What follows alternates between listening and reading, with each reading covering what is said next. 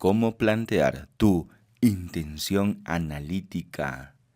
Es momento de recordar que toda vez que se plantea inferenciar los resultados de un estudio, hay dos formas de hacerlo.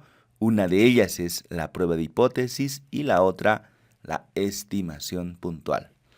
Así que el primer paso consiste en descubrir si tu estudio corresponde a una prueba de hipótesis. En ese caso, marcarás con una X esta opción, o corresponde a una estimación. Ahora bien, ¿cómo sabemos si nuestro estudio corresponde a una prueba de hipótesis o a una estimación puntual? ¿De qué depende ello? Ello depende estrictamente del enunciado de tu estudio. Así que es momento de retornar en el portafolio de aprendizaje hacia el punto donde habíamos escrito nuestro enunciado definitivo. Puedes haber escrito más de un enunciado, pero tú tienes que quedarte exclusivamente con uno. Y vamos a utilizar la siguiente regla para descubrir si el enunciado del estudio lleva o no lleva una hipótesis. Si el enunciado de tu estudio puede ser calificado como verdadero o como falso, entonces tu estudio lleva hipótesis. Veamos un ejemplo descriptivo y un ejemplo analítico. Ejemplo descriptivo. La prevalencia del cáncer de pulmón en la ciudad de Arequipa es mayor que en el Perú en el presente año. Esto puede ser verdadero, también puede ser falso. ¿Cómo sabemos que se trata de un estudio descriptivo? Pues porque solamente lleva una variable en su enunciado. Veamos un segundo ejemplo. El hábito de fumar es un factor de riesgo para el cáncer de pulmón. Esto puede ser verdadero, esto puede ser falso. ¿Cómo sabemos que corresponde a un estudio analítico? Pues porque su enunciado lleva dos variables, el hábito de fumar y el cáncer de pulmón. Aquí tenemos dos ejemplos de enunciados que sí llevan hipótesis, uno descriptivo y el otro analítico. Vamos a ver ahora los casos de la estimación puntual. Prevalencia del cáncer de pulmón en la ciudad de Arequipa. Esto es un número, esto es algo que hay que calcular. Aquí no se trata de responder como verdadero o falso. ¿Y cómo sé que se trata de un estudio descriptivo? Pues porque en su enunciado aparece únicamente el cáncer de pulmón, variable única. Segundo ejemplo, la magnitud del riesgo del hábito de fumar para el cáncer de pulmón. Ya sabemos que si fumas tienes más probabilidad de hacer cáncer de pulmón. La pregunta es aquí, ¿cuál es esa magnitud? ¿2 veces más?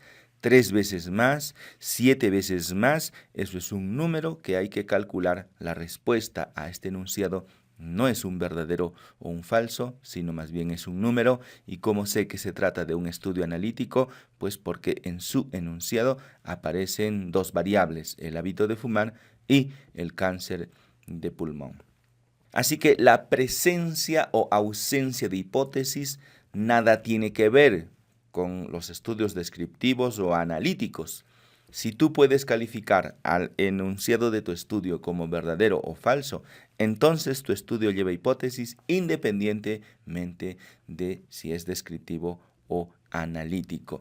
Si tú puedes calificar al enunciado como verdadero o falso, eso quiere decir que tu enunciado es una proposición.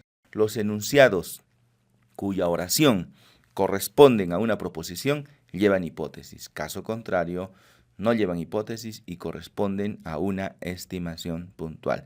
Con todos estos datos, debes calificar al enunciado de tu estudio. Veamos el enunciado que habíamos elegido en este ejemplo. Factores de riesgo para la osteoporosis. Y dentro de los factores de riesgo, habíamos considerado la multiparidad, el hábito de fumar, la edad. ¿Será que la multiparidad es un factor de riesgo para la osteoporosis? Eso puede ser verdadero, puede ser falso. ¿Será que el hábito de fumar es un factor de riesgo para la osteoporosis? Eso puede ser verdadero, eso puede ser falso. ¿Será que la edad es un factor de riesgo para la osteoporosis? Eso puede ser verdadero, eso puede ser falso. Por lo tanto, este enunciado en particular sí lleva hipótesis. Veamos el anterior. Prevalencia de osteoporosis en mujeres posmenopáusicas. Eso no puede ser calificado ni verdadero ni de falso, porque esta oración no es una proposición. Por lo tanto, hay que calcular un número, por lo tanto, corresponde a una estimación puntual. Intenta calificar al enunciado de tu estudio como verdadero o falso y marca con una X si tu estudio lleva una hipótesis o corresponde a una estimación puntual. Cualquiera de las dos, nunca ambas.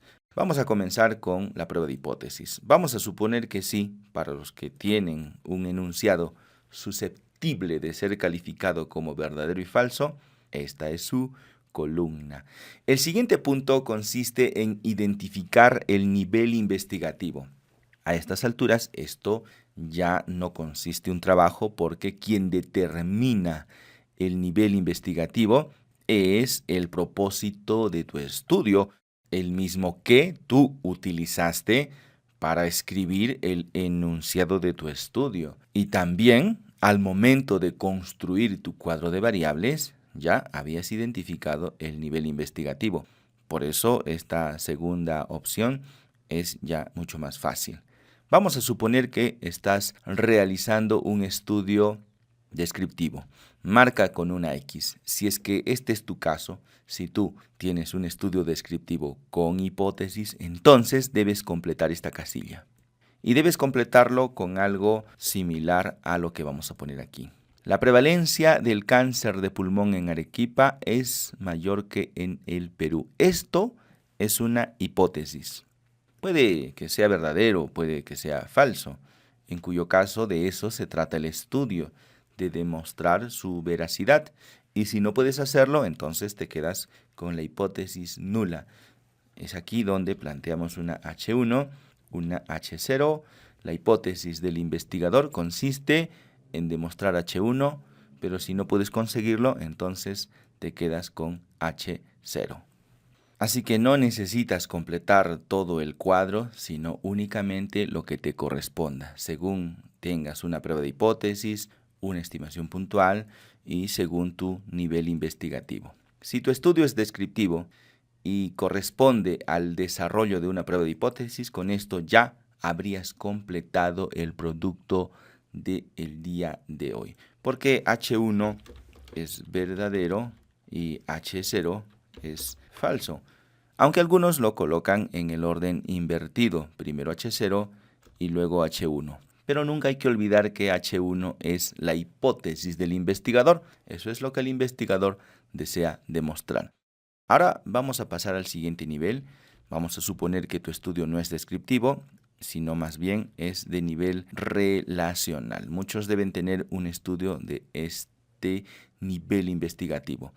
Ahora vamos a poner otro ejemplo y vamos a decir que el hábito de fumar es un factor de riesgo para el cáncer de pulmón. Nota la versión afirmativa de la oración para luego decidir si es que esto es verdadero o si es que esto es falso. La intención del investigador es demostrar que sea verdadero. En caso no sea posible, entonces nos quedaremos con H0. Si tu estudio es relacional y plantea desarrollar una prueba de hipótesis, entonces escribe esta oración, escribe esta proposición. Ahora vámonos a los casos de los estudios que, si bien llevan hipótesis, esta hipótesis necesita un fundamento. Y como ejemplo vamos a utilizar nuestro estudio de nivel explicativo. En estos casos ya no se trata únicamente de relacionar variables de manera probabilística, sino que hay que dar un argumento. Algo así como, dado que los cigarrillos contienen alquitrán y estos activan los oncogenes, entonces es probable que el hábito de fumar sea la causa principal de el cáncer de pulmón. Habitualmente este fundamento comienza con una palabra similar a esta, dado que.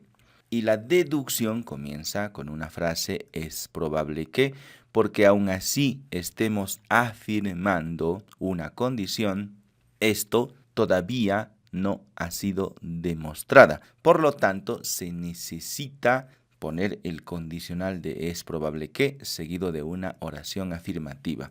Finalmente diremos si es que esto es verdadero o esto es falso a través de un sistema de hipótesis donde H1 representa a la hipótesis del investigador y H0 a los casos en que no se pudo demostrar la hipótesis del investigador. Esta forma, este formato de hipótesis corresponde a todos los casos en que tengamos estudios explicativos, predictivos y aplicativos. En cualquier caso, necesitamos colocar un fundamento y una deducción porque esta vez estamos frente a las hipótesis racionales. Las hipótesis empíricas son aquellas que no necesitan un fundamento, no necesitan un argumento por la misma razón de que no plantean una direccionalidad en esas relaciones estadísticas. No hablamos de causa-efecto. En las hipótesis racionales sí que hay una direccionalidad, hay una causa, hay un efecto y por lo tanto tiene que haber un argumento, un razonamiento mediante el cual llegamos a esa conclusión y ese razonamiento corresponde al fundamento. Ahora bien, si tú tienes una hipótesis empírica correspondiente al estudio de nivel descriptivo o relacional y decides colocarle un fundamento, no es que esté mal, es que no lo necesita. Esto es algo similar a cuando trabajamos el enunciado del estudio y dijimos que los estudios descriptivos llevan lugar y tiempo, los estudios analíticos no lo necesitan, pero ya que tú lo has colocado, tampoco es que esté mal, simplemente que no es necesario. De forma análoga ocurre también con las hipótesis empíricas. Tú puedes colocarle un fundamento, pero realmente no es importante, no es necesario, no se requiere. Si no le pones, está correcto. Si le pones, está de más, pero tampoco perturba la estrategia. Los fundamentos aparecen en las hipótesis racionales. Este ejemplo de hipótesis racional corresponde a un estudio explicativo. Pero, ¿qué tal si tú estás comparando dos métodos diagnósticos? La capacidad predictiva de un método diagnóstico nuevo, novedoso, tu planteamiento frente al método diagnóstico convencional. Entonces, tu deducción es que tu nuevo método diagnóstico es mejor que el método convencional. Y esto puede ser verdadero o falso, pero tú tienes que tener una razón por la cual crees tú que tu nuevo método diagnóstico es mejor que el tradicional. ¿Por qué crees que es así? ¿Cuál es la razón por la cual planteas esta situación? Ahora veamos cómo sería un ejemplo para el nivel aplicativo. Vamos a suponer que tú estás comparando dos procedimientos quirúrgicos, dos formas de intervenir sobre la población de estudio en términos generales. Y tú crees que el rendimiento académico alcanza mejores resultados cuando aplicas una plataforma de educación virtual respecto de cuando no lo aplicas.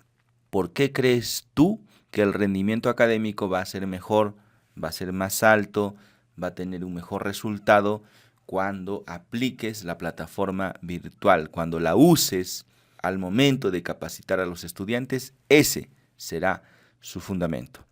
Entonces, si tu estudio lleva una prueba de hipótesis, es momento de que escribas tu hipótesis en el casillero correspondiente, ya sea tu hipótesis empírica, que no necesita fundamento, o una hipótesis racional, en cuyo caso necesariamente debes colocar un fundamento. Vamos ahora a los casos de la estimación puntual. Vamos a suponer que ya no estás desarrollando una prueba de hipótesis, sino más bien una estimación puntual. y vamos a comenzar con el estudio descriptivo. Entonces vamos a marcar por aquí, descriptivo. Ojo que si tu estudio es descriptivo y tú pretendes realizar una estimación puntual, solo tienes que llenar esta casilla. En ese caso ya habrás completado el producto del día de hoy. No necesito que me llenes todo absolutamente. Lo otro es que si te equivocas, tampoco importa, dado que esta es la parte del plan y precisamente para eso estamos, para discutir cuál sería el mejor estimador. ¿Puedes utilizar la prevalencia? Claro que sí. Eso es nada más un ejemplo. También podrías utilizar la incidencia. Para ello habría que conocer la definición de cada uno de estos términos. La prevalencia es la proporción de casos o la proporción de personas que están afectadas en una determinada población. La incidencia es la velocidad con la que se producen los nuevos casos. Así que hay una cierta diferencia entre uno y otro. Si no te quieres comprometer, entonces utiliza la frecuencia. Si la variable que tú vas a analizar es categórica, utiliza la palabra frecuencia. Y si la variable que vas a analizar es numérica, utiliza el promedio.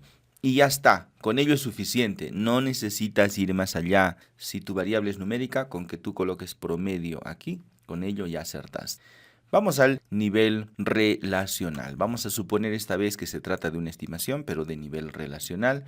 El estimador que tú puedes utilizar es una medida de asociación, que puede ser el kappa de Cohen, puede ser una medida de correlación como la R de Pearson, y luego vienen las variantes, que la Rho-Spearman, que el coeficiente phi, que el riesgo relativo, que el odds ratio, cualquiera de esas métricas que tú hayas planeado utilizar serán bienvenidas en esta sección. Claro, solo tienes que escribir una, no necesitas escribir todo. Vamos a suponer kappa de Cohen.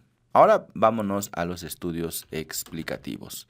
Y vamos a suponer que estás desarrollando un estudio de este nivel y esta vez estamos hablando de estudios cuya relación es de causa y efecto.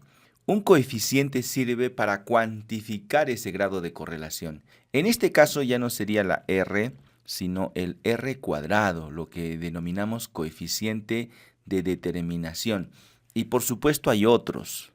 A nivel multivariado tienes, por ejemplo, los coeficientes beta para cada una de esas variables que se supone son la causa del efecto que estamos estudiando. Vamos a suponer que tu estudio no es de nivel explicativo, sino más bien de nivel predictivo, y esta vez puedes utilizar la probabilidad de ocurrencia como estimador.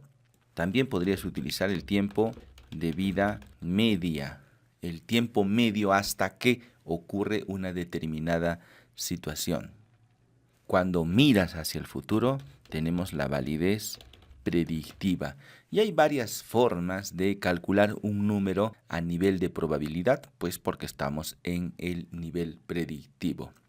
Y finalmente, si tu estudio es de nivel aplicativo, vamos a suponer que tú estás estudiando la eficiencia de un método quirúrgico, un método diagnóstico, un plan de intervención, un programa educativo. ¿Cuán eficiente es, por ejemplo, el uso de los videotutoriales para el aprendizaje del curso de bioestadística? Si estás haciendo una campaña de vacunación, ¿cuál es la cobertura que has tenido respecto a la población? El porcentaje de la población al cual tú has llegado con tu campaña de vacunación. Puedes anotar aquí también el grado de éxito, si lo mides en porcentaje, en qué medida has alcanzado el éxito, ya sea al 80%, al 90%, al 95%. ¿Cómo vas a medir el éxito de tu intervención a nivel aplicativo? Completa únicamente una de las casillas que corresponda, ya sea a tu prueba de hipótesis o a tu estimación puntual, y solamente para tu nivel investigativo, y con ello habremos completado el producto del día de hoy.